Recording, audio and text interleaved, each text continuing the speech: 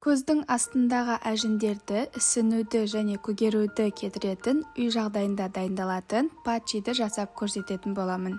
Бізге қажет болатыны бір шұтық қияр. Қиярды қырғыштан шығарып, согыны сырғытып аламыз. Қияр көздің ісігіні басады және де теріні өте жақсы ылғалдандырып, әжім түсуінің алдын алады. Егер де көзіңіздің асты үнемі көгеріп жүретін болса, бір шай қасықта кофе қосасыз. Және де бұл қоспамызға бір шай қасықта бал қосып жіберсеңіз болады. Бал көздің астындағы ұсақ түйек әжімдерді жоғалтып, теріні нәрлендіретін болады. Дайын араласпаны өзімізге ыңғайлы ыдысқа салып, ватный дисктерді алып, екіге бөліп, ішіне саламыз. Мен біздің үй жағдайындағы патчиларымыз дайын. Бұл патчиларды аптасына 2 рет, 3 рет қолданасыз. Егерде көзіңіздің астында әжімдер және де көгеру болмайтын болса, тек қана қиярдың суын пайдаланып, күнделікті қолданып жүруге болады. Бұл патчиларымызды міндетті түрде холодильникте сақтаймыз және де кез келген жастан қолдана береміз. Егер де сізге пайдалы видео болған болса, Инстаграмға тіркеліп, лайк басуды ұмытпаймыз.